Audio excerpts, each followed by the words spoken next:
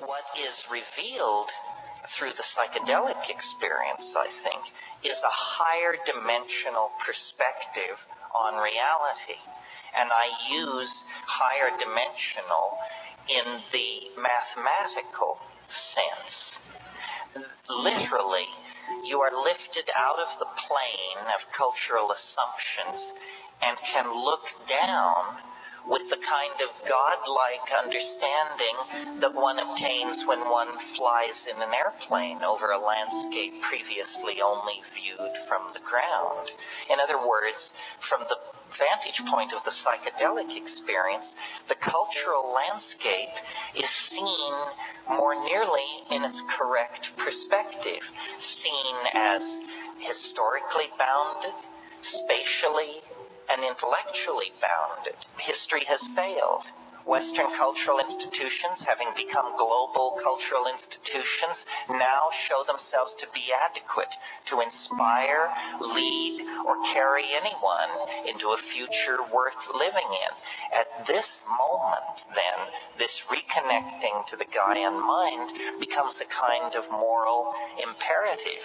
So this whole drug issue is not an issue even about criminal syndicates or about untaxed billions or about the mental health of our youth or any of that malarkey. I mean, my God, the most destructive drugs known to the species are peddled on every street corner without restriction.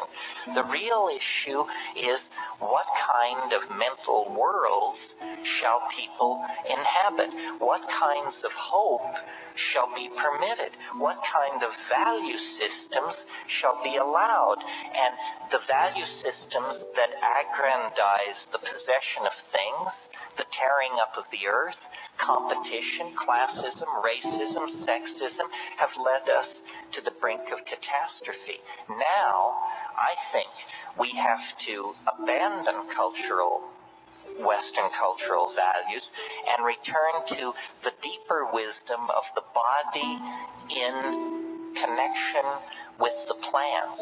That's the seamless web that leads us back into the heart of nature. And if we can do this, then this very narrow neck of cultural crisis can be navigated. And we now hold, through the possession of these psychedelics, catalysts for the human imagination of sufficient power that if we use them, we can deconstruct the lethal vehicle that is carrying us toward the brink of apocalypse. We can deconstruct that vehicle and redesign it into a kind of starship that would carry us and our children out into the broad starry galaxy we know to be waiting us.